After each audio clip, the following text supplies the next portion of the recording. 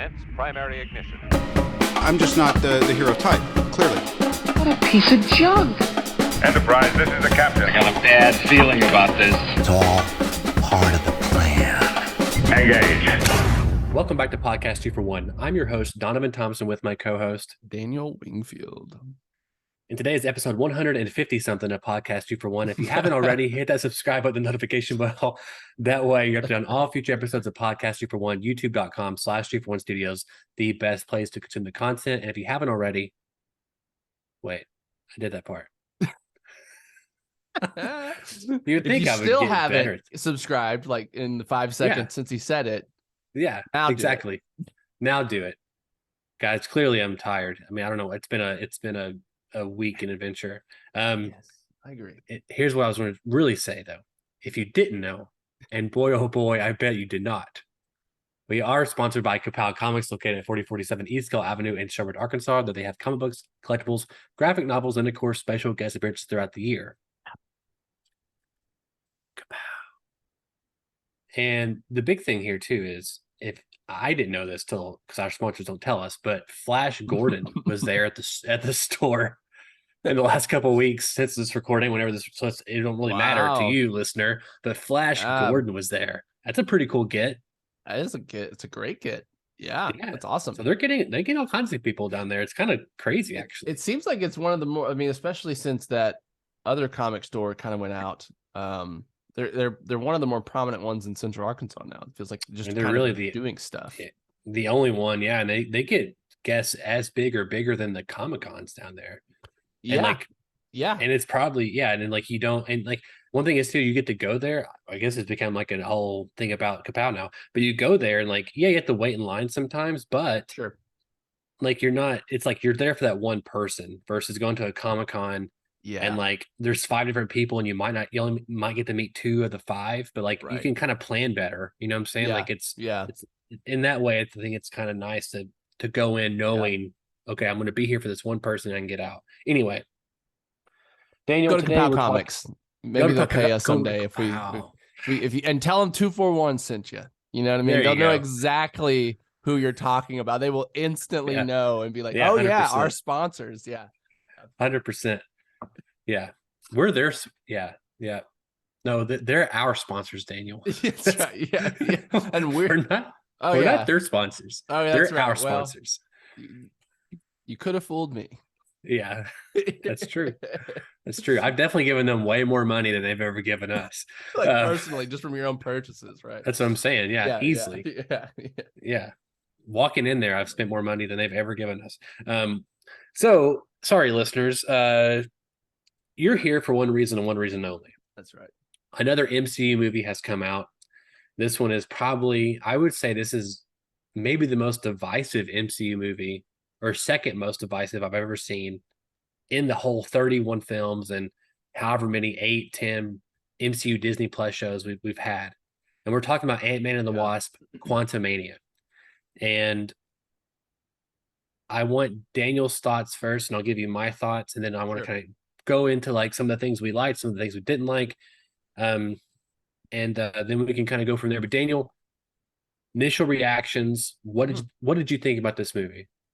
I thought Ant-Man and the Wasp, Quantumania, was great, fine, actually, great to good. It's above fine. It's above fine. I heard great, and I was like, whoa. Yeah, I would say good to great. I think it's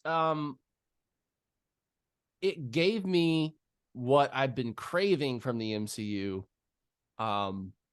which was universe building plot and kind of kind of world building, lore building, giving us stuff that's leading up to kind of the next big events in the MCU. Now that's pretty much all it gave me. I think the best Marvel films of the past of the Marvel films are the films I would say Captain America Winter Soldier or Civil War, where these are very personal stakes for these characters, but the actions that take place have these ripple effects that change every movie after that, right? Yeah. And I think this movie has the ripple effects. It has the plot stuff. It has the we're seeing the beginning of what's to come. And that's really exciting. And every time the movie focused on that, I was 100% tuned in, right? Unfortunately, most of the things around that in terms of like character development or character stakes or those things are pretty lifeless to me. They're non-existent, really. Yeah, they're there, but they feel like placeholders, right? For like actual, like it feels like AI could have written their lines a little bit. You know what I mean? Like for me, like as far as those scenes. And I think yeah, like just the stuff they tried to do with the daughter and him was just flimsy as hell. And so yeah, I think, you know, it's a movie that, you know, the MCU is just such an interesting position right now where it's like they're caught between what the fans want and what the diehard fans want and trying to continue to mass appeal to as many people as possible. And at some point they can't do both. At some point they're going to have to pick a direction. And I feel like on some of the past MCU projects, we've seen them pick the mass appeal direction, right? The trying to check every box, whether it's diversity boxes or inclusion boxes or just subverting trope boxes, and trying to appeal to the people that have kind of moved past the MCU. And then this movie, I think, kind of swerved the exact opposite direction and just kind of went straight for the diehards, which I am. And so I think it appealed to me more. I get some of the critical response, right? Some of the, well, for people that aren't as diehard as us, getting that, what I consider kind of the nerdy details of the MCU, that's not enough for everybody to feel like they're getting what they need from this. And so I understand some of the response. At the same time, I think it is drastically exaggerated, the amount of bashing this movie has. I think for one, from my just personal experience, there seems to be a pretty clear divide between critical response and fan response is much more positive than critical. Not like they're not, no one, I don't see anyone saying this is the best MC movie they've ever seen. You know what I mean? Or even like the best of the last few necessarily, but it is like this, it was good. It gave me what I wanted. It had good stuff in it. And like Jonathan Majors carried the movie. So yeah, I think we can get into this discussion more in the pod in a little bit, but I think this movie is an interesting landmark or an interesting mile marker in the discussion of the MCU. Has it, you know, is it running its course? Is it getting towards the end of its massive success? I don't know. We'll see. Yeah, I mean, I pretty much agree with almost everything you said. I agree. This is definitely going to be a landmark of us. I think it's a pivotal moment in like the cinematic discussion of the MCU in terms of like what we do here on the pod and everything else. And you know, I saw it early that Friday morning it come out, and I remember kind of going into it, you know, with like at the time I think it was like 54% of Rotten Tomatoes, which, as you know, that's an aggregated, you know, collection of critical reviews, right? It could be something. It could be like it could be 95% on our Rotten Tomatoes, but everyone could have, you know, gave it like a 60, you know, a 60 out of 100. Right. You know what I'm saying? Like that, it could be, oh, it's, you know, it's somewhat positive. So it's a weird kind of measurement, but it does at least give us an idea of where the critics are kind of are feeling about the MCU in a way, right? And also, at least and that does kind of paint some of the zeitgeist. I think it does affect box office numbers a little bit, at least. Maybe not in the first weekend, but definitely in the weeks following, because people kind of look at that. And I also think that people are influenced sometimes by other people. I mean, not sometimes, all the time. And critics play a huge part in that.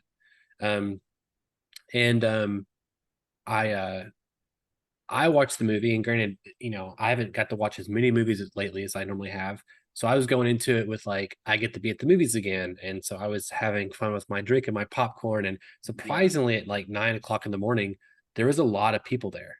And I was kind of surprised. I was like, oh, this is a solid turnout. And that's kind of unheard of. But for me, I really enjoyed it. I thought it did enough for me in terms of spectacle, and I thought for me the humor landed really well. I personally loved MODOK, which we'll get into. And the big thing for me was like, okay, we had Thanos and he was a big villain. Infinity War, his presence is felt throughout the first two phases, but he's never a character. He's always just like this guy in the background, like After Thanos twice died. in the background. But whenever he comes in Infinity War, that movie did all the heavy lifting for him. And I think we got a little taste of Kang and Loki, He Who Remains. But this movie really, like, it was kind of his movie, right? We're just kind of getting to sit with him in places and kind of like think of the possibilities of what this character is going to go. And I think the movie did a good job in terms of setting him up and kind of finally somewhat kind of tying some of these other properties together. And I think maybe it laid a lot of groundwork that I think we'll talk about. It's rumors and speculation, but I think that it really kind of starts setting up, okay, this is whenever now when you go back to these other properties, you can kind of see now these things connecting, whether it be Shang-Chi, Miss Marvel. Yeah. I think there's a lot of little things in there that's going to really tie together. And I also think it makes Loki season 2. They're always to me important to watch, but this one is like even more so important now. Oh yeah. I was kind of afraid that they were going to double down. And like, I don't know, they introduced Kang in the first season and I thought they were like maybe do something different in the second season to kind of just keep the story going. But it seems like now they're going to just dive into the multiverse even more, which I'm like, thank God, like that's what the first season's about. But now it's kind of like, okay, like this is going to involve Jonathan Majors again, and we might get to learn even more about his character. And I'm hoping like he's in multiple episodes and not just one or two or whatever. Yeah, I mean, it feels like it's setting up Loki season 2 as like Kang's backstory. This show, which I love. I'm all in. Yeah. So let's kind of dive into the movie, a little bit real quick. Real quick, I think your mic's a little low, Daniel. I think you can turn it up real quick. Is that better? Yeah, I think it's a little better. Cool. So big thing about this movie, going into it, one is that this is written by I think his name's Jordan Lovelace. I could be wrong on his name, but he's been credited as a writer for Rick and Morty. So now you can kind of maybe see some of that a little bit there. But he's never really written a big feature film. And nothing of this magnitude ever. So he's got this, and he was already hired prior to this movie coming out to being pinned to write the Kang Dynasty. Oh, okay. So think about that right there. So this guy wrote this movie, is writing the Kang Dynasty, and this movie's it's tied with Eternals for being the worst critical reception in the MCU. Sure. I think it's like 48% of Rotten Tomatoes. So I do wonder if he's going to be writing Kang Dynasty ever, or if they're going to bring in other people to help him or whatever. So we'll see. But I think a big thing about this movie everyone's kind of complaining about is that the characters have no arc, right? And the closest we have, I think the biggest arc we have probably in the movie is MODOK, surprisingly. But and not saying that's a good one, but the main characters here seem like they're actually going through something emotional. It seems more like it's Janet Van Dyne and Jonathan Majors' character. And like everyone, I think in every review is like, these two are doing great. Like all the actors are doing good. They're all serviceable, but these two are really like carrying the emotional pieces of the movie. The movie paints itself in the beginning that Scott Lang is, he saved the world. He's an Avenger. He's on, he's going to take a break, right? He's kind of enjoying the superhero life in terms of like the celebrity aspect of it. And he's kind of cashing in on that, right? He's going to book readings. He's, all that kind of good stuff. Yeah. And they kind of introduce this idea that he is not someone, he's sitting on the sidelines and he's not someone who's actively, trying to save people anymore. Right. Like like Cassie brings us up, like, you're like half retired and like, you don't really care about other people. You just, you only come to people's aid when it affects you. But I don't really know if I never felt that way in Ant-Man 1 and 2. No. I mean, there's an argument to be made for Ant-Man 2, but like, I don't know. Scott doesn't seem like somebody who just sits on the sidelines and like doesn't actively help. No, he seems a bit naive, not tuned in to the world, like the reality of what's going on. Yeah, it does. And the big thing is like the movie kind of disregards that like pretty early on. Like she mentions it to him again when we get to like the survivors of Quantumania. but it's never like, I don't really feel like it's like I don't want to help these people. It's just like I have no problem helping them, but like my main priority is you as my daughter. Yeah. You know, Yeah. that's like the closest we get to an arc for him. You know, and like Yeah. it doesn't really. There's really nothing like there's nothing at the end of the movie that you know ties into that at all. No, it's not like he learned something and now he realizes why he has to like care for more people than just his loved ones or something. Yeah, no, I agree. Yeah, It's very flimsy. It's pretty much non-existent. yeah. Yeah. I mean, the first, even to be fair though, I went back and watched Ant-Man 1 and 2. Ant-Man 1, it's like, okay, Hank Pym recruits Scott to break in and steal some shit, as he says, right? Right. And Hank's like, do this for your daughter. But it's kind of like, even that movie is it's a little weird. It's like, okay, well, why would I risk my life to do illegal stuff?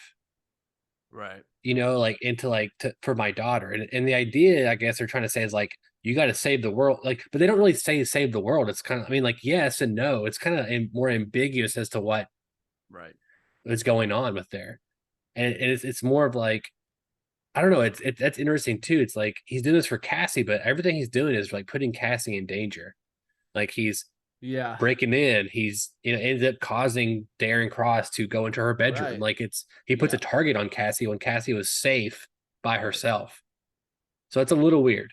It is, and I think that's just some of the contradictory nature of some, like the logic of the film a little bit. I think you get that with when you have to solve everything with violence. There is sometimes like a degree of that has to be there.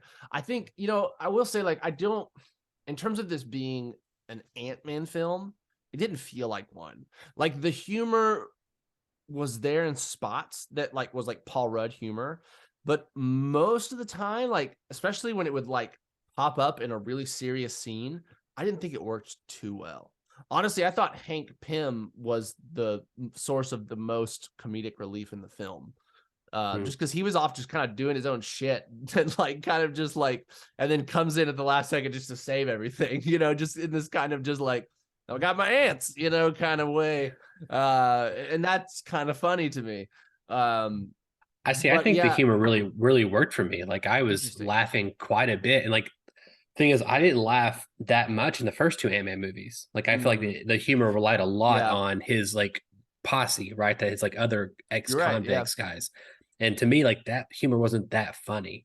Even like what's his face recounting all the stuff, like that's fun, recounting the stories and like the backhanded like conversations that lead to Scott. But like to me, it's like it's fun, but it's not funny. And so I found like this movie was pretty funny compared to the other ones. So that's why it's so interesting to me. Cause I'm like, the first two didn't really make, like I enjoy them and they're fun, but it wasn't like, I don't know, like to me, Scott and like Paul Rudd is so endearing. He's this way in all of them. He does a great job. Like he does the hardcore emotional stuff great. He does everything else great. The funny stuff. Like he's an amazing actor, and I think he's perfect to be the Scott version of Ant-Man, Scott Lang. Yeah, I think more. It's maybe not like some of them were good jokes and funny. I just think they felt largely out of place in this film. Like they feel like they fit the previous Ant-Man movies. Kind of feel like these hijinks escapades. That it's a series of like bad luck or just split second decisions that start this like domino effect of just issues. Like they have a lighter feel to them than most MCU. They kind of had this like it's Ant-Man. It's like he might save the world, but like the stakes are a little lower usually. And so I feel like this kind of awkward humor is kind of what I feel like he does, is kind of this like he says something and it's awkward. He says things awkwardly, and that's where some of the humor comes from, right? That works in this kind of lighter world. I think when you've got Kang talking about how he needs to break out of here so he can to kill all his other versions and rule everything, and then you get this weird awkward humor line in the middle of that, it just feels like, even if that is like a funny thing and like it's a good joke, it just feels weird in this scene, if that makes sense. And I think that's even where like Hank Pym's humor worked for me better, because it came in at these kind of like less emotionally dramatic moments where yes, there's a lot of action on scene, but we're not having a character moment. We're not having a character like dialogue their life goals, or like really set out who they like, talk about who they are, and like unveil like their character motivations. Does that make sense? Yeah. And so maybe No, it makes total sense. I that's a big problem I've had with the MCU in general, and I think it's also a proponent of their success. But for a problem for me, particularly like in Guardians 2 is a big example. yes, Like it felt like every serious moment was undercut by a joke. See, for me, I was surprised in this one that like they did it in a way that still worked for me. Like in Guardians, like there's still moments I watch, I'm like, God, like why do you undercut that moment? Like there's something like that. But like to me, this one worked a little bit better for some reason for me compared to some of the other ones. I don't know why, and I maybe need to rewatch it again and feel differently. But I do want to go back real quick because I have a point to kind of all this. So yeah, Ant-Man 1, the idea I guess is like, okay, be the hero that your daughter already thinks you are. sure, But like Scott went to prison in the beginning because he was basically Robin Hood. He was a bad corporation was doing things, and he broke in and he basically gave the money to all the poor people or something like that. right, yeah, That's why he went to prison. So he wasn't a bad guy. He just made a poor decision, right? yeah, Ant-Man 2, it's more about Hank and Hope finding their mom, and he's under house arrest because he went to the call of Captain America. right, Right. So he's like again in trouble again because he did something that ended up being being the correct moral thing to do. right, So he's always doing the moral thing and being punished for it, right? mm-hmm. And also it's like he's not really, I'm not sure he changes or grows. Maybe a little bit in Ant-Man 1, but not so much in Ant-Man 2. He doesn't really have a strong arc in Ant-Man 2 at all. No, well, it's interesting because you're right. Like he kind of starts as he's flawed in some of his decision making, but as a character, he's not very flawed. He doesn't have like like think about Tony Stark, who has like a pretty giant character flaw to start out with, or even Thor, who's like arrogant as shit. You know what I mean? That's a pretty giant character flaw. Maybe even Cap. I don't know if he necessarily has a character flaw as much as he has like the chat. Like he just has everything's against him in this world. Like he has the challenge before him to be who he is into this world that's starkly different than the world he knew. It's not a character flaw, but it's a character challenge. It's something that he has to grow through, and he has to do a lot of growth as a person to make it work. Right. Yeah. And I do feel like you're right. Like Ant-Man, Paul Rudd, Scott Lang, he's sometimes a little clueless, right? Right. A little duncy, you know what I mean? A little clumsy, but his heart's always in the right place, right? Yeah. And so and again, that kind of works for these lighter, more comedic films because the driving force is the comedy in a comedy, not the character. Sure. Right? They're more comedies. I mean, the first one was supposed to be, especially with Edgar Wright. Yeah. Exactly. And it still is. It's still kind of a comedy. They both are. They're comedies. And that works with what Paul Rudd's strengths as an actor are, right? Mm-hmm. But then that does become an issue, I guess, when you are, and I feel like, they said, well, Ant-Man 3 needs to be more about the universe than Ant-Man. And I'm okay with that decision. I think that is okay to make sometimes. And I think this is the thing where this movie improved the universe and maybe did nothing or maybe harmed Ant-Man as a character, right? Like moved him nowhere, but it did. The universe it clearly pointed us to where we're going next, right? The next big event, Kang Dynasty. Like we have a much clearer idea of what that's going to be like, Right. But yeah, you're right. I mean, I think it is this interesting thing of like, he needs to grow in his decision making, and in being less naive, but his heart's always in the right place. So how do you make that character, how do you make compelling arcs with that? It's difficult. Well, here's the interesting thing is that the trailers, if you remember, the trailers paint the plot as being Scott lost time with his daughter, right? And basically, because he lost time with her because of the blip, whatever, then Kang is going to seduce him and be like, hey, you get me the thing I need, and then I'm going to give you the thing that you want the most, which is time back with her. Right. And like that was, and like that, okay, that's him making a poor decision and then learning that if that was the plot, and then at the very end, I would assume learning that Right. like, okay, you have to sacrifice sometimes, even the things that you care about the most Right. for the greater good, right? That would be an arc. Whether you agree with it or not, that would be his arc. Yeah. Yeah. But the movie, I think it made it more heroic. It took away the arc. But in the movie, Right. Kang proposes this, and Scott's like, no, like I've kind of been around the block a little bit, and you seem like a bad dude. I'm not gonna help Yeah. you. And Yeah. it's not until which is much different because It one's makes like, sense. oh, It, like is a smart and like actually it's a like smart decision. Yeah. it's what any intelligent character you would think would like. It is that thing. Like if he had been wooed by this, it would be a little bit like, oh, right, Scott Lang's an idiot. Like that's why this happened. Yes. You know Yeah. what I mean? Like, yeah. So But yeah, which I thought was interesting again, but Yeah, it does you're right. rob him. Like, but he still ends up doing it anyway because Kang then threatens his daughter. Right. But like it may definitely that's a different, totally different, two different movies there. So I think You're that's right. interesting. It is. You're right. But I think, I think they were trying to do something with like with the freedom fighters and like you're sitting on the sidelines kind of thing. I just don't think that kind of stuff worked. Real quick on Hope. Hope, I think, has like 7 minutes of screen time with Ant-Man in the movie. Yeah, it was one of those things where like when the credits rolled and I realized it said Ant-Man and the Wasp, it kind of chuckled. I was like, Yeah. that I forgot that and the Wasp was in the title because she was really not in the movie. Yeah, it's kind of wild that she has no arc at all. I mean, Yeah. other than you didn't tell us about Kang. Like, it was like you hid this from us, which is not an arc. That's just that's more kind of Janet's arc. And even then she doesn't really I don't think grow or change by the end of it. And let's get some of the criticisms here. Sure. And then we'll kind of circle back to like MODOK and Kang, all those kind of things. So I think one of the things too is like this is some universe stuff. Mm.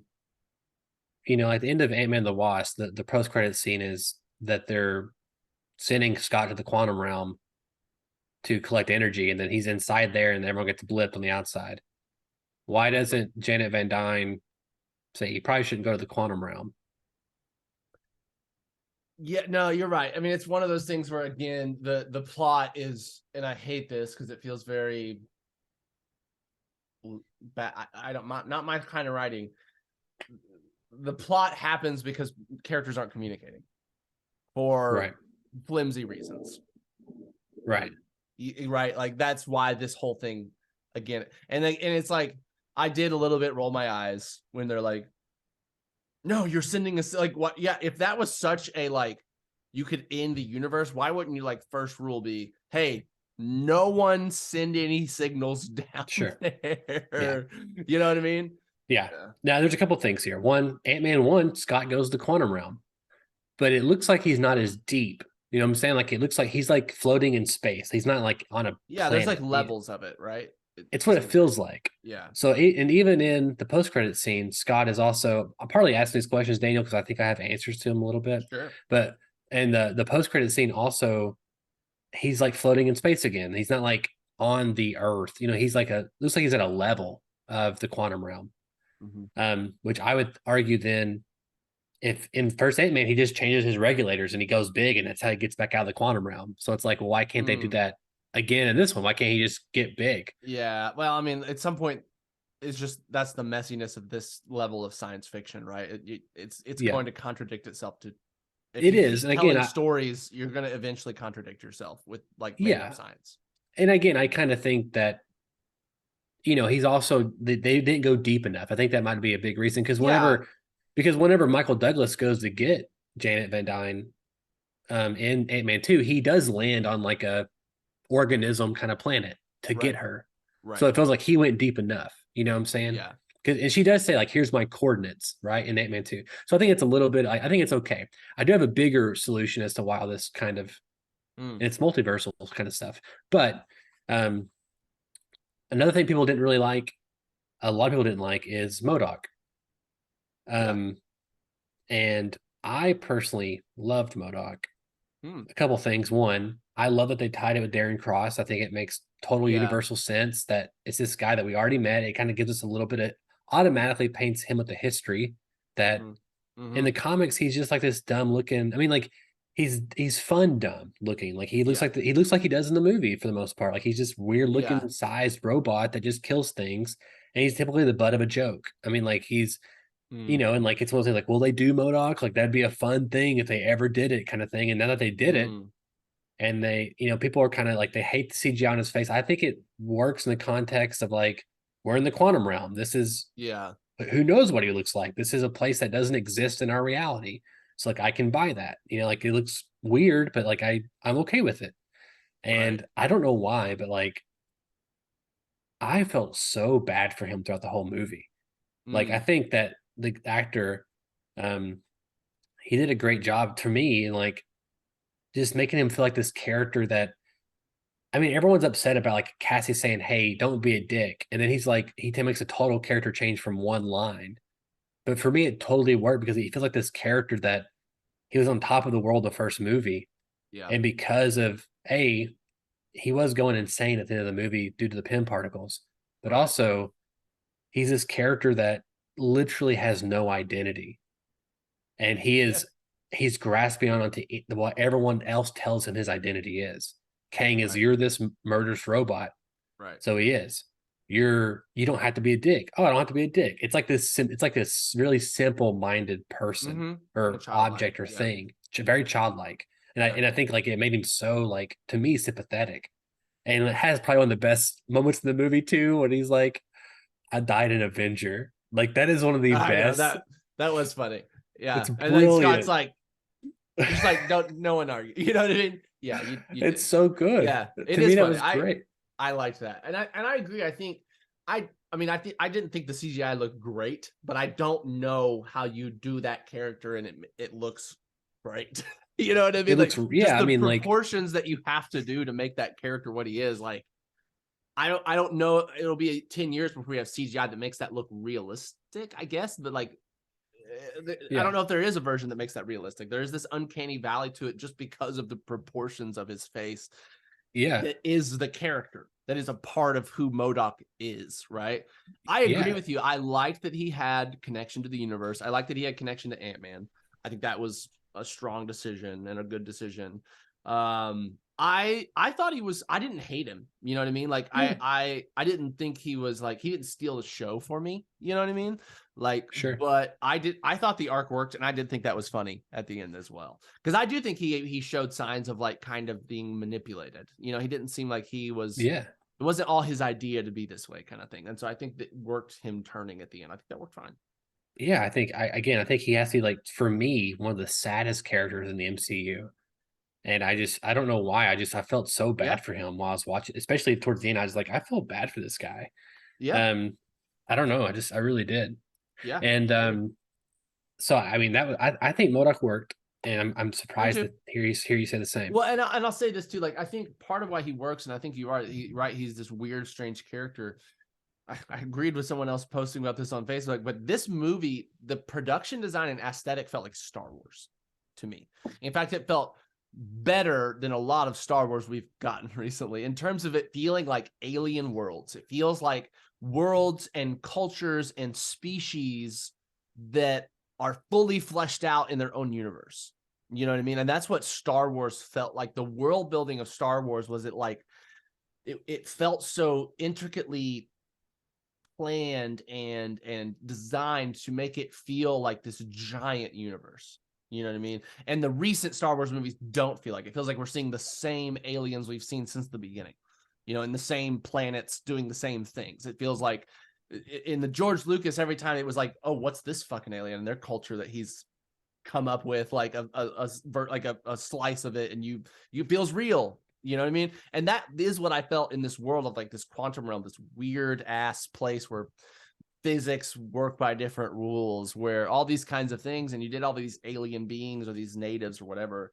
And I think MODOK fit in that. He kind of felt like this weird alien that fits in this weird place. You know what I mean? And I think that's part of why I think that makes him work better, right? And versus if he was just out in the normal world of the MCU, then it would feel a little like sillier. You know what I mean? But I think, yeah, anyway. So yeah, no, I 100% agree. Which was going to be my kind of my next little place here was a lot of complaints about this movie is that it's just one the thing I keep seeing or hearing is CGI slogfest, right? Like it's just CGI galore, and that you could tell this whole movie was shot on the volume, all those kind of things. And while I do get some of that criticism, I'm like, but there's no precedent for the quantum realm. Like it's not a thing that exists. And Yeah, like I mean, there's a place where you like make more practical sets that you're involved with and you're enhanced by CGI. I get that. right. But also I don't know. It's a weird one. It's a harder one for me to kind of make a decision on because Yeah, I mean, it's this thing of like, I don't know how you make a movie in the quantum realm without it. right. But at the same time, it isn't the most visually appealing movie to look at because it does feel very CGI heavy. I'm does. okay with that. Like I don't mind. In fact, I feel like of the movie genres that need to and can lean into that with more, impunity, superhero movies, that's the one I'm fine with because like I'm not really there for the cinematography anyway. You know what I mean? I'm not really there for these like perfectly shot lit vistas or whatever. Like I'm there for the action and the character moments and the plot. That's what I'm there for. You know what I mean? I'm not really there for the aesthetic as much. And so I think it doesn't bother me as much because I guess I kind of went in there expecting it because how else do you do that? You know what I mean? Yeah. I do agree that it is just like, it feels like another one added to the list of just like CGI heavy everything from Disney. Like other than Andor, this feels like in line with what we've gotten a lot from Disney recently. And that feels like a little bit tiresome in just that it is just everything is this sometimes. Yeah, but I also So want I to push see it back both up. ways a little bit. I want to push a little bit just in terms of, to me, I think Love and Thunder was way worse CGI than this movie was. There's moments in Love and Thunder that look great, but I never like. But to me, I think part of it was because the Quantum Realm is darker, like it's visually Yeah. darker. That like it gets a more of a pass versus like Love and Thunder. There's lots of shots where they're like in bright scenarios, Sure. and you're on a green screen. Like it Yeah. looks not great. I And think so you're same with Doctor Strange. I think like there's moments where I'm like, this doesn't look great. You know what I'm saying? Like I feel like this is a problem we've had lately. I don't know. I think like I thought it looked I think it's one of the better CGI outings they've had I lately. agree. I think the CGI was fairly good in just terms of like It's it consistent. wasn't. Yes, there wasn't. There was. Maybe I need to reframe what I was saying. The Love and Thunder has like blatant bad looking CGI that like pulls you out of the experience. This doesn't have that. But what I do feel like is with shows like this, at least for me, they're a bit more visually draining. And I think that's true of just like looking at things that are computer generated because it's not the perfect movement of like a 24 FPS like looking person, and it's usually not as crisp, right? Like CGI has got a little softness to it, which kind of leads, I think, our eyes to kind of be like searching it more for the like trying to find like lines of reference in it, which are just harder to find in a dark CGI heavy movie. So it's more of like the CGI was good. It's just kind of visually tiring to watch 2 hours of it constant. Sure. And it's one of those things of like, I think the CGI was done well. It's just, if I could have my way, I would prefer not to watch a movie that was 100% CGI for 2 hours. Sure. That's just I a bit understand visually draining. But at the same time, I don't know how you do this movie without it. You know what I mean? So it's like, I don't hold it against them. I do hold it against the trend of sure. It's cheaper. Let's just do it in the volume kind of thing. Right. Yeah. That's to me more what I'm saying. If I can do anything in this podcast today, Daniel, it's to convince everyone listening that this movie is better than Thor: Love and Thunder. That's really, honestly, that's my goal. I completely agree. I mean, I don't understand it in the, here's the I thing. don't understand how people can think it's there's a difference between casual fans and more invested fans. You know what I mean? I think casual fans probably loved Love and Thunder more because it didn't take itself seriously, and they don't want to take the universe seriously either. You know, they'd rather just kind of be like, it's dumb and it's fun, and I'm not gonna like be that invested in it, and that's fine. And again, I think this is where Disney is encountering kind of like a split in the road here, and they're trying to figure out. They're not very good at doing both, or they have been more in the past, but they're really struggling to do both now to appeal to just your casual blockbuster movie fans and the fans that have been there since day one, that have seen all the behind the scenes, have watched every deleted scene, you know, have been tuned into this level of like, they're trying to predict what happens next. You know what I mean? And I feel like the divide there, that to me is like Love and Thunder, which got what did it end up with? Like 60s in the Rotten Tomatoes? 60s or 70s. Yeah. Yeah. I'll check it out. You know, it did better because it was just this kind of an unimportant film. You know what I mean? Like, if you removed that film from the canon, I don't think anything's really changes. lost. Right. Exactly. Which is and sad. So it's an easier film to just pick up and put down. You know what I mean? Okay, that was fine. I'm done. But like this one, I mean, Quantumania is highly dependent on the movies that came up to it, and it kind of functions. I would say the main purpose of this movie is to set up the future things, right? Yeah. And so this movie is a movie for us, for people that have been there since day one, that have been invested in the details and the world building and the lore, and trying to predict in a fun way what happens next. And yeah, it's just this thing of like, I'm really curious how Marvel will respond to this, because it's doing well in the box office. You know, it's not doing gangbusters, but I mean, It's 120 million opening weekend. It's the best Ant-Man opening, which you gotta, people have to look at it like that too. Like, yeah, the first Ant-Man opened up to like 50 something million. This one's up let's be to honest, double. Paul Rudd and even Jonathan Majors, like, I know he's becoming, but Paul Rudd is not the star power of Chris Evans or Robert Downey Jr. You know what I mean? That the name on that poster doesn't Ant-Man. do the same. Exactly. It's exactly. Ant-Man. Even though I love Ant-Man, I know. I've always loved Ant-Man before the movie came Right. out. Like, he's even my favorite underdog character is Ant-Man. Sure. But like, yeah, no one else cares about Ant-Man but me. You know what I'm saying? Like, so it's not Iron Man or Spider-Man or, you know, and like, people gotta understand that like this movie was never going to make $200 million opening weekend like Doctor Strange or Thor or something. No, it never was. And I think it's doing enough in the box office that they won't look at it and just say it's a complete failure, right? I think it'll really depend this weekend. Depending on how big of a drop we have, because the word of mouth, everything is going to totally. You're right. The second and third weekend will be the make or break. If it just drops like 70%, then they're really fucked. But you're we'll right. see. And so, you know, it will just be very interesting, because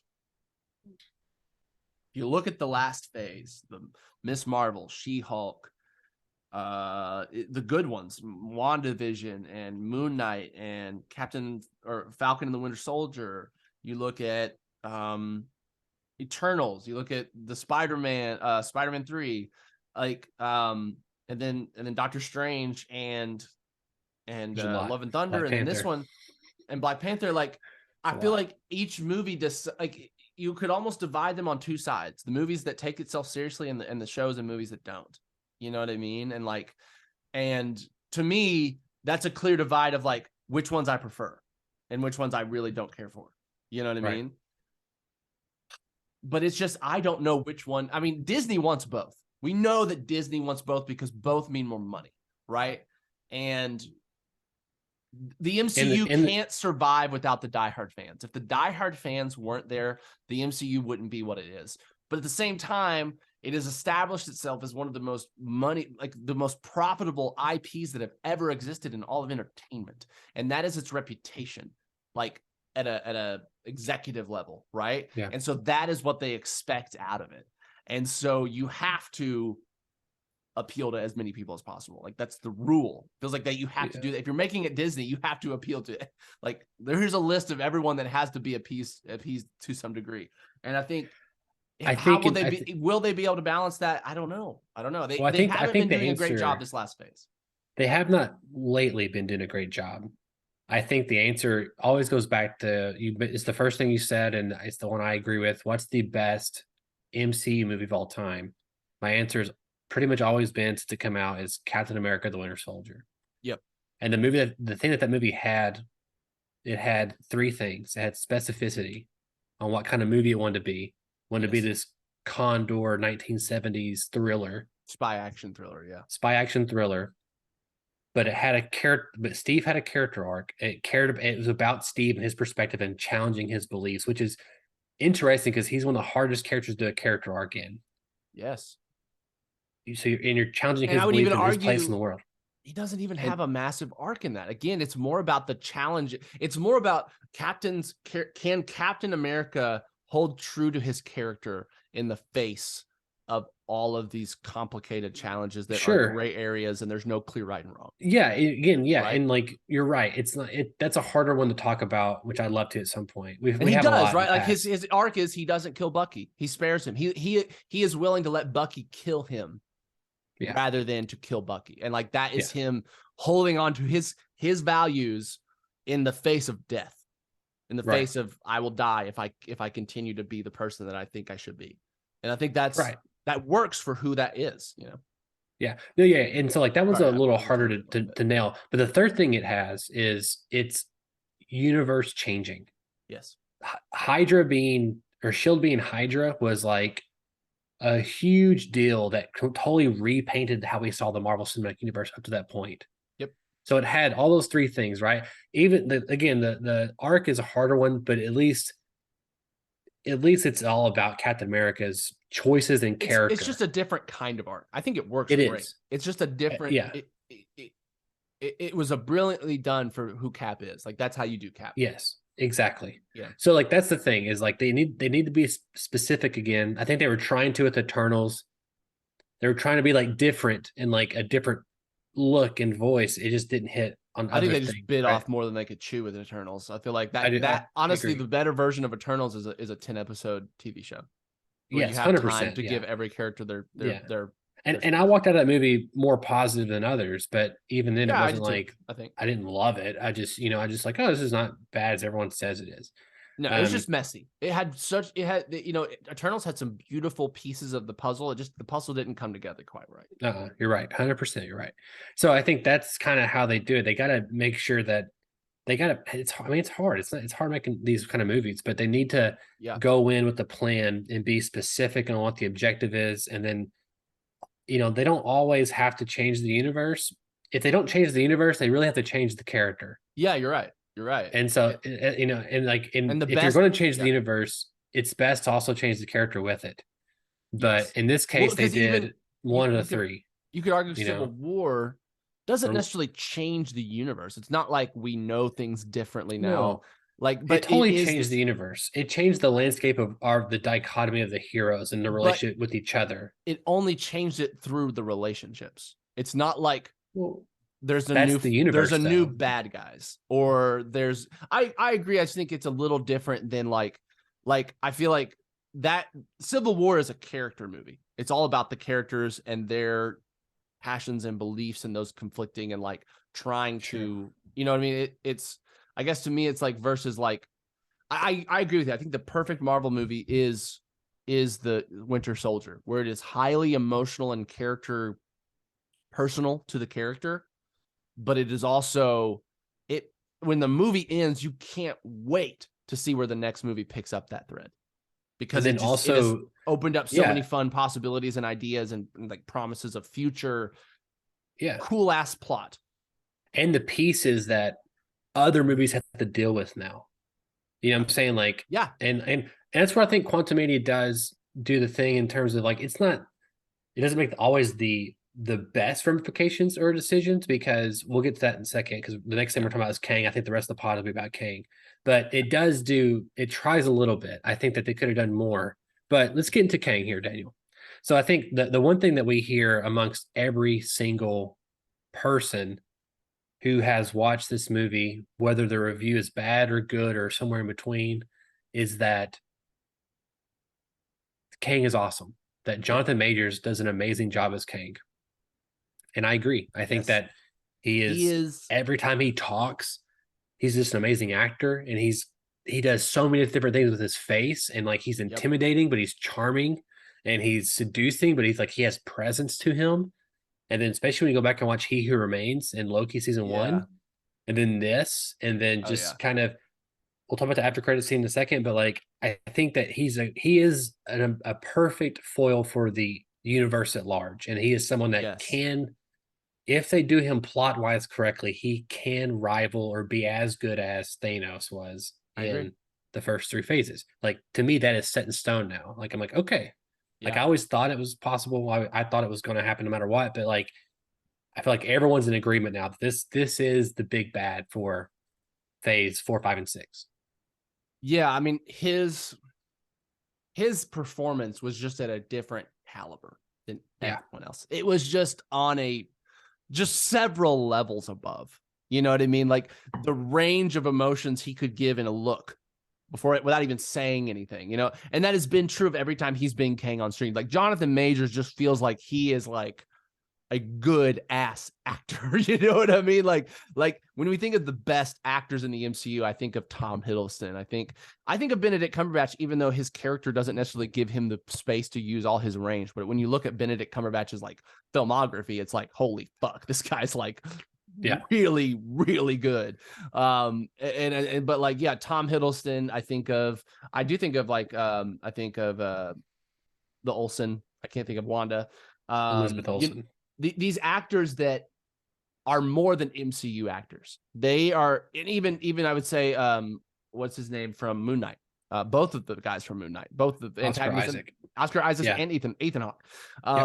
They're these actors that are lauded for their work outside of the MCU. Like they get nominations and they are like considered some of the best at their craft. And the MCU every now and then gets to get one locked in. And I think Kevin Feige and the MCU, maybe the ace in the hole right now for them is Jonathan Majors as Kang. Yeah, it is. Like he is just, you can bank on him delivering. The character is good. Like the character works for him, getting to like basically having a million different personalities to one character, and he gets to play through them all. I thought, I loved his performance as the He Who Remains. I loved his Kang the Conqueror. But like that after the credit scene, I was just like so in love with this energy. All these different versions of him were giving. Like I was just like, really, oh my god! Like I love this. I can't wait to I was just a see little him more act against each other. Honestly, pulled back on that one, which we'll get to in a second. Yeah, but I'm glad that you liked it though. I did. It just made me so excited to see like him acting against himself, because I think he can pull it off in a way that most actors can't.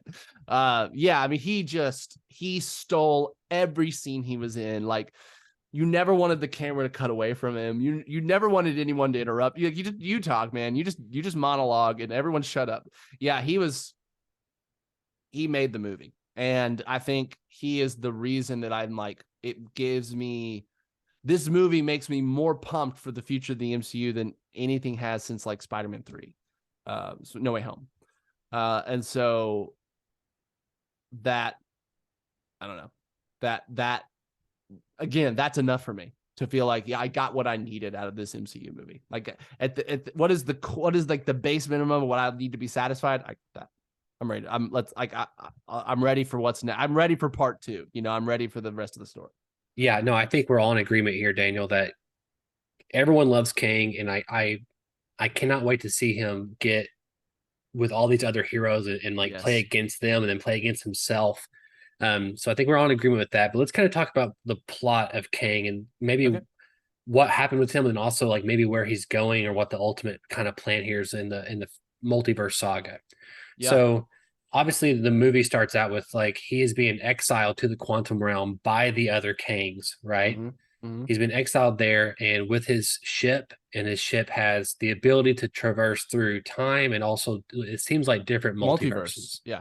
It's like kind of in both. And the quantum realm is a place that sits outside of time and space. So it's a place where he can't really do much unless he fixes his machine. And it's very reminiscent of the I don't know what it's called, the void, or I can't remember what it's called, but the place that He Who Remains is at the end of time in the sacred timeline, right? And so, I mean, there's a few people that be like, people have complained like, well, why would the other Kang send him to a place with the machine that he could use to get out? Well, didn't they? I thought they sent it to. I thought he said like they sent me here and they sabotaged it. They sabotaged my ship so that it broke. I'm pretty sure he said that. Like, Oh, okay, good. they I hope it did. sabotaged my ship and then sent me here, and I didn't know it. Like, it kind of seemed like they tricked him a little bit. That was the impression I got, even though I don't remember that line. So to me, that was kind of Could like, be wrong. yeah, I'm pretty sure. Remember? I feel like it was more of like they weren't as great as fighting him as they thought, so they had to do something last second, and they couldn't like plan everything. That's kind of the impression I got, Gotcha. right? Another thing that I see people complaining about is like, well, this makes no sense because Kang was sent to the quantum realm in like the 1960s, but then Loki in 2012 sees He Who Remains, and like, you know, like because the Loki TV show, and like, you know, so how was there a Kang you know, in the past in the 60s and the He Who Remains? I'm like, look, They both exist this out is of time. That's easy. well, here's the thing is like, here's the thing I'm scared about the MCU at the moment, that the multiverse is like too of a complex thing for the average moviegoer to understand. But like, they can happen. People are looking at this linearly. It's like this isn't linear anymore. The sacred timeline was everything that we saw up until, like, it could really happen any time. But that was like without Kang, right? Like that was the sacred timeline without Kang up until Endgame, basically, right? And then He Who Remains is the Kang that beat Kang the Conqueror and Ramatut and the Centaurian, the guys we saw at the end of this. Like, this is basically, it's like history is repeating itself again. Right. So like Kang already did. He Who Remains is the final Kang, and then when he dies, it's like as soon as he dies, it starts all over again. Yeah. Like he Who Remains, probably as soon as he died, he's being reborn in the future in a different timeline. Yeah. You know what I'm saying? It's like, it's people got to understand, like, as soon as that happens, every possibility that can happen happens instantaneously. Right. And so it's like it already starts the process again of all the Kangs meet. In that moment, as soon as it happens, it's whatever point in all those timelines, those Kangs are already at that moment meeting each other to converse, to share technology, and then they start conquering each other, right? That's all that happens instantaneously. So it's like, you can't look at time linearly. It's like it's all happening at once at all times, every time, all day long. You know what I'm saying? Like, it's complicated in that way. So people have to understand, like, and that's the argument too, is that like Ant-Man and the Wasp Quantumania happens before Endgame. Maybe it's a different.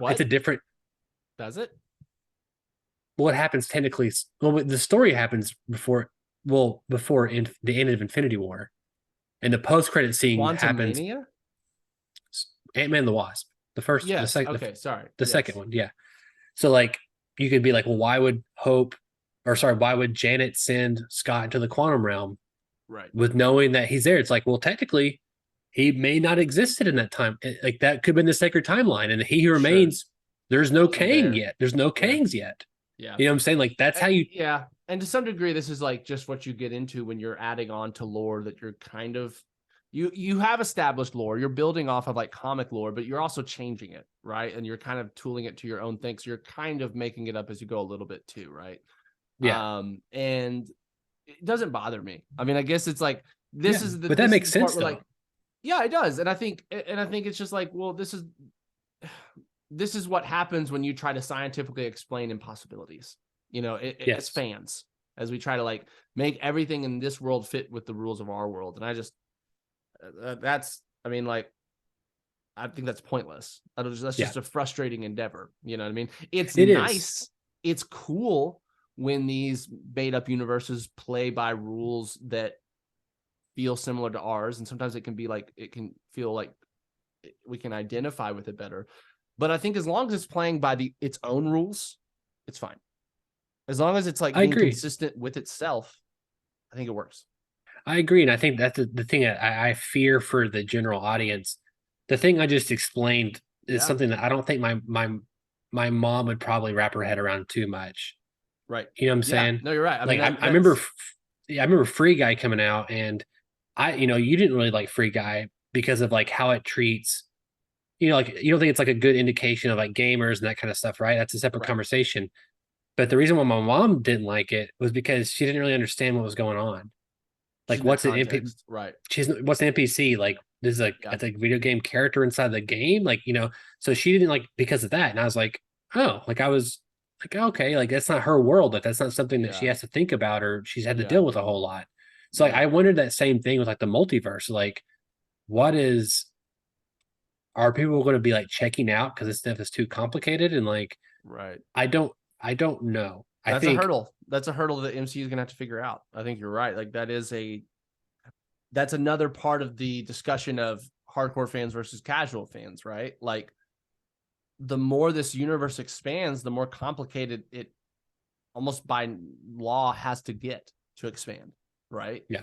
And the more that the complicated stuff appeals to the hardcore fans because we want stuff to read through and figure out and like speculate about. You know what I mean? That's all kind of like meat to us. We love it. We want Yeah. that stuff. To the casual fan, it's like a turnoff. You know what I mean? It's like when they counter that, they don't understand it. They start like kind of just not being present with the film or the movie. And I think that's such a crucial part of this. Which lane can Disney balance it? Can they find a balance, or do they pick a lane, and which lane do they pick? Because it's like you can't like uncomplicate the universe necessarily later. I mean, maybe when they reboot it, maybe when like the end of Secret Wars happens and we get like the single prime universe with brand new potentially actors and characters and stuff. Yeah, you can streamline things down. You can make it a more simple world. Even just the idea that there aren't any more multiverses makes it a lot more simple. I agree. But you can't. You still have to be an interest. I don't know. It's a complicated thing for them to be in, and it'll be very interesting to see how they navigate that because they're in uncharted territories, right? They've had success, but that model isn't. They can't just keep copying and pasting the model of the Infinity Saga. They're gonna have to innovate. They're gonna have to keep things fresh, and yeah, it'll be an interesting journey watching and seeing how they do or don't do that. One of the things too here, Daniel, is interesting is like in the comics, Kang, there's multiple different versions of Kang in the comics, but it's all from one timeline. He's typically at just different points in the timeline. So he was born in like the 31st century. He ends up going back in time to like Egyptian times. He becomes Ramat Tut. Yeah. And then, I'm saying, like, so he's the Pharaoh version we saw at the end of this in the post-credit scene. And then later on, he becomes the Centaurian. So I'm saying, like, in like these different characters are time hopping, so it feels like it's a lot of different characters, but it's really just one Kang. It's different the fact that it's a multiverse. So we have like it's different timelines of Kangs, right? So what's interesting too is like it feels like here's where the universe is kind of going, or what they're setting up Kang's goal. Kang the Conqueror, which is Jonathan Majors we saw in this movie, it feels like his goal is very similar to He Who Remains, right? He kind of says, I need to go back to stop all the other versions of myself from destroying everything. But at the same time, he's also wants to rule pruning everything. He is pruning timelines and everything else. Yeah. I do kind of hope that his goal is more than just ruling things, because that feels very it's not as interesting as Thanos. Is Kang the Conqueror dead at the end of this movie? I don't think so at all. Okay. See, I got the impression that like this was Kang the Conqueror, and because he's dead, that's why Kang Dynasty will happen. Because now, instead of there being this one king that everyone was afraid of, but no one really wanted to mess with, he was kind of the reason they weren't just going to war to see who's on top anymore. Because now he's gone. Now it's open season. And that's what Kang Dynasty is going to be, is like, it's going to be Kang's either fighting for power, deciding who's on top, or it is going to be they've all come together and now they're all on the same team. And it's like, instead of there being one Kang, we just want to have all the Kangs in charge. That's kind of the impression that I got. See, I kind of feel like it's not that. I to me, like when they exiled Kang, they kind of these three at the top, right? It looks like Ramat Tut, Centaurian, and then I can't think, or maybe it's Immortus is one of the other ones. But it feels like those three are in charge, right? They're the Council of Kangs, right? And to me, like him being exiled, it feels like their mission, those three, is like, hey, the other people like the Avengers are starting to touch the multiverse. They said that they're starting to touch it. They're But didn't they getting say whatever. that they took him down? Wasn't that what they said? That like they killed or they beat the Conqueror. That's what Yeah, they said that they killed the Conqueror, and he's like, "Are you sure?" And he's like, "I wouldn't have told you if I wasn't sure." I don't think Kang the Conqueror is dead at all. Well, I think it's. I mean, Kang the Conqueror could potentially be He Who Remains, just earlier in his life cycle, right? He Who could knows? be. He could be. But here's the thing: Yeah. there's a character called the Beyonder in the comics, and he's That's a kind of Kang? like it. I think he's like alluded to be a Kang, but the Beyonder starts Secret Wars. He's the one who takes all the people and puts them on the planet. I think that Kang the Conqueror gets sucked into this little time, like this, deeper into the quantum realm. I think he gets a little powers beyond. I think he becomes the Beyonder, which he becomes like the ultimate. He becomes like the most powerful Kang ever. Interesting. And then it's like him versus the King of Councils, the Council of Kang, sorry. And I think it's like, I think that's going to be a part of it that's going to lead into Secret Wars. I think that Secret Wars is him after the very end, him coming back, that particular Kang, and being the big bad of Secret Wars. Yeah, I can see I mean, that. that's the Honestly, thing is, here's the thing: there's a lot of different versions of the stories that could work great. 100%. Yeah, You know what I mean? It's not like I could see both being really satisfying and work really well. And you've got Jonathan Majors, and so he's going to be anchoring it all with his stellar performance anyway. It's like I'm down for any version as long as it's good shit and you know, like well told stories and like, you know, has those fuck yeah moments of like the Avengers movies. do you think I mean, here's another, the after credits scene of like when they're all coming into the auditorium, the Coliseum, some of them are just like screaming and like kind of goofy. Like, you like that or you didn't like it? I did because I feel Really? like I did. I think it was like, it just shows like, for one, the range of types of Kangs there are, and like there's probably some homicidal psychopath Kangs that can be like really fun to battle for certain characters. And like, I just think I just liked the variety we got on screen. I mean, that one that was like going fucking insane. I think he was at like a sporting match. I liked that. I think that's like that's fun. That's like that's the fun thing about a character like Kang, is that you have all of those personalities that you can play with at any point in any of these stories that you want. You need Kang to be like this, great, there's a Kang like that. You know what I mean? Like it's like it's kind of like a storytelling like a easy button a little bit. You know what I mean? Where it's just like, if you need the character to be different, there's a version of him that's different. And I just thought it was like, for one, I just liked his, like, it was silly, but Jonathan Majors sold it so well. Like how he performed it, like it was like, it sold me on it. Like at first I was like, oh, that's a little weird, but like he did it with such like, it felt so real to that version of him and to just the moment. I just was like, this feels like chaos in like you know, like evil chaos coming to the MCU. And I think that's interesting and gripping. The way all the Kangs come into the Coliseum is by the same blue teleportation thing that Reed Richards does in Multiverse of Madness. Fun facts. In the comics, that blue teleportation thing is how Doctor Doom traverses sometimes. I mean, I think it is very likely. I think, and this is me being pretty comic illiterate. To me, what I could see happening is that like, I think you may have mentioned this in text, that like Secret Wars is Doctor Doom. And that Kang, at the end of Kang Dynasty, maybe that's Kang's last act as like his final, like maybe he's been beaten, but he wants to like, you know, stick the knife in them too as he's fading away. And this is his final act to create the Secret Wars. Like, fine, you defeated me, but can you defeat yourselves? Kind of thing. You know, kind of thing. Yeah. And then that's where Doctor Doom should be a writer. It's like, you know, it's like that's where, and I still kind of hope Doctor Doom is a different character, just for more variety, just because I think there's a lot of actors that I think could do interesting versions of Doctor Dooms, and we're gonna have a lot of movies with Kang, and I think just by that time it would be nice to have a new face potentially. But yeah, like that to me feels like a very clear direction that we're kind of like that to me would make a lot of sense. You know what I mean? And would flow narratively, would that's something that idea excites me. Like I would be into that. Last thing I want to talk about here before we get off here is I don't personally think Kang the Conqueror in Ant-Man Quantumania is dead. I think that version is going to come back in some way. But do you think it hurt like the mythos of Kang, the thing that the MCU has been telling us so many times of like this is the next Thanos, that a character like Ant-Man and the Wasp and a whole bunch of ants can defeat Kang the Conqueror? I mean, like, do you feel like he's not as formidable as he's supposed to be? All the other Kangs are scared of this Kang, but Ant-Man beat him.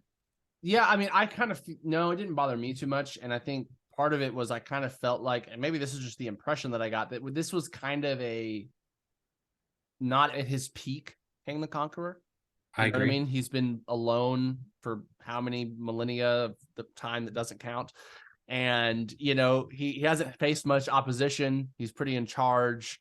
I don't know. To me, I got the impression that this was just like, yeah, he's still Kang the Conqueror, but he doesn't have all his gadgets. He doesn't have his army with him to do shit, like his army of Kangs or army of like, I don't know, better people. I guess I just feel like, yeah, it was like,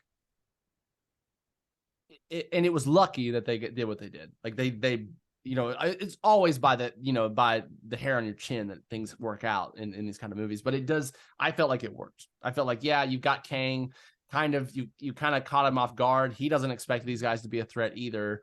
You know what I mean? And he's kind of this, you know, he's not in his prime. And so and maybe that was just like, I don't know, maybe that's just, I don't know if the movie necessarily did anything to tell me that specifically. That was the impression I got. Do you feel like, no, I agree with that sentiment too. I do know that they apparently reshot the ending 5 weeks before the movie came out. So like 2 months ago. And the original ending was that Scott and Hope were going to be stuck in the quantum realm. And yeah, that Kang seemed like what it was going for right at the end. Yeah. You know, and Kang was going to get out. I think that's what happened. He was going to get out and they're going to be stuck. And it kind of, you know, I can see the similarities of like Scott is in the quantum. Well, he gets almost stuck in the quantum in the first movie. He does get stuck at the end of the second movie. Yeah. You know, Janet got stuck there. It would kind of be past. A repeated plot point. Yeah. I can kind of see that, but I mean, it does kind of, I don't know. I do see a little bit of the complaint that like this kind of makes Kang not seem that formidable against the Avengers compared to like the first time Thanos met the Avengers. He mops the Hulk floor. Like he's always there and he's losing to the Avengers, you know, like indirectly through like his puppets, but he's not like he's not physically doing it himself. But I think it works when you have a billion versions of one character. Like that's what the character is. He's all these versions of themselves. No, they're aren't all equally powerful, right? Yeah, no, I Kang agree. the Conqueror is supposed to be the most powerful, but he's also like he's been defeated. Like he was exiled. He got sent away where he wasn't going to bother the rest of them. You know what I mean? Yeah. They didn't defeat him in combat. It's not like they could best him in one-on-one, but they outsmarted him. You know what I mean? And I think Well, I think that is the difference is that, and it does kind of make the stakes feel a little inconsequential. It's like, well, you defeat this one, but you have to defeat. There's infinite number of him, so he's impossible to defeat on some level. Yeah. But I think the ultimate end game here, no pun intended, is you're going to have to like prune Kang himself from every timeline.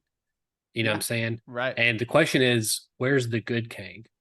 Where's the Kang that's going to be in Kang Dynasty that's like our Kang? You know what I'm saying? That's like the Kang on our side helping us defeat all the other Kangs. We haven't met that Kang yet. Yeah. I'm sure he exists. He has to. Like they can't defeat him. Kang introducing us to the Fantastic Four, if that ends up being, because is Fantastic Four supposed to come out before that, the movie? I think Fantastic Four tees up Secret Wars. I could be wrong. Okay. Yeah, I don't know. Because I mean, if it does do that, Kang is a long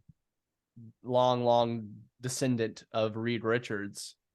I could see that being how they introduce, like, hey, like, what do we do? He's like, well, actually, I know someone that can help us, kind of thing. Exactly. You know? Exactly. Like, I know I can find my great grandfather or something. Yeah. I don't know. I see it happening. There's a lot of good, interesting possibilities. The end of the last credit sequence was Loki, right? And Mobius, which was just a straight up cut of a few shots from the upcoming season. 100%. up, And essentially, like, it looked like the Victor Timely Kang, which I think is a Kang that went back in time and basically in the comics is responsible for the modern technology we have in the universe of the Marvel. advanced technology. Yeah, which is a little Yeah. contradictory because Eternals kind of explain that one. Like we're the reason why humans have technology. It's what Eternals kind of took that a little bit, Yeah. which I think is stupid. But Yeah. um, And then it kind of takes away from like Tony Stark's like thing that he's Yes. incredibly brilliant and he invents things that are so much more advanced than anything else. yeah, exactly. You're right. But I think but who's to say which timeline that Mobius and Loki are in, Yeah. right? It could be any dimension. But Absolutely. I think I say all that to say, like, I'm super excited for Loki season 2, and there's a lot riding on it to kind of fill in us. Again, it does scare me just in terms of you're telling some important details that's not in the movies, and like I'm not sure it's ever a good idea to make a universe where you can't just watch one movie and know everything going on. But I think that's also the danger of doing an interconnected universe like this. Exactly. No, you're right. I mean, but all the reasons that the MCU is successful are all the reasons that are all the challenges that it has to continue to do to keep being successful. Yeah. So last thing I'll say before we get off, I do think that maybe Hank should have died. Even though I love Hank Pym, he's one of my favorite characters. I think that someone should have probably died. Like Kang should have got something. Out of it. Probably, but it would have felt unearned if they had just killed him at the end with the movie like it is. Like they would have had to work in him having some sort of important arc to Scott's arc, right? Like he would have had. I agree, because him dying would have had to for it to work. I feel like he would have had to die, and that should have been a catalyst for why Scott finds a way to defeat Kang, right? And like an ideal arc. And I agree. That's just a different movie if he does that. And I think you're right. That maybe is the stronger version of it. Yeah. Some last standout things. I love the probability storm.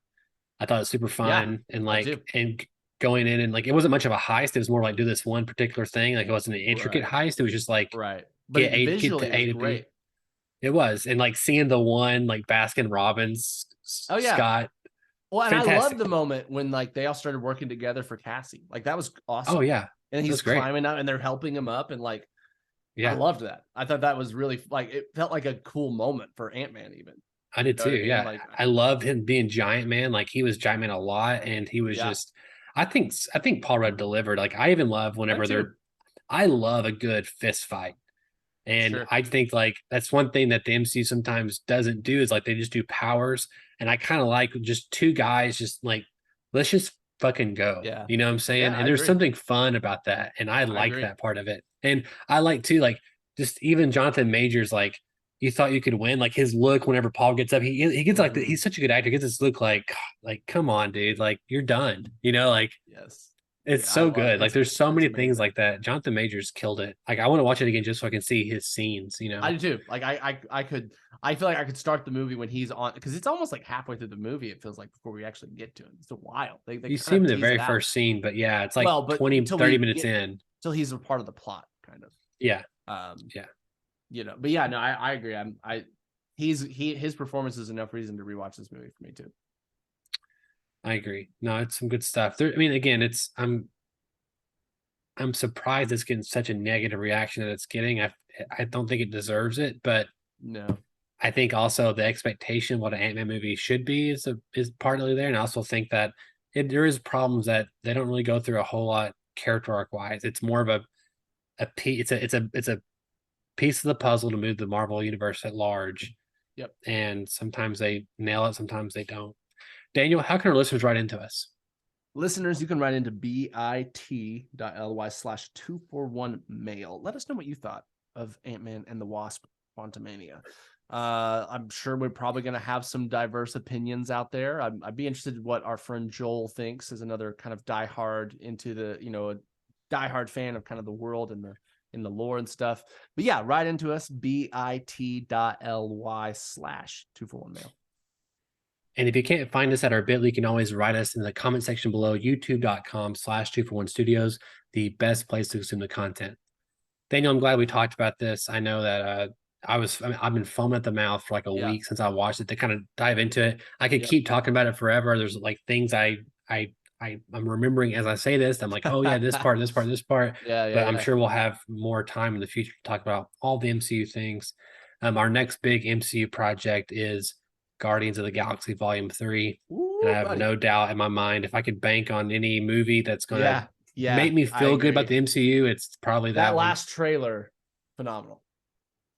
Like, and It's so again, I'll good. just repeat the tagline of the movie, if you haven't seen, is once more with feeling. And I don't know if there's been a better tagline for a movie ever. It's so Like, good. It fits the style of the film. Like it's like a theater saying, right? Once more Yeah. with feeling is like it's like something that comes from theater, I think. And Yeah. so it's these theatrical characters in this goofy theatrical world. Yeah. And it's going to be this heartfelt. We know it's going to be heartfelt because if there's Oh. anything Guardians is good at, it's good at pulling, like getting those heartstrings. And I'll Yeah. say like it's. Woo! I can't wait. I mean, that gives me shivers just thinking about that movie. So It does. The only competitive tagline ever with that one would probably be from the movie Twins with Arnold Schwarzenegger and Danny DeVito. Okay. And the tagline is, "Only their mother can tell them apart." That's such a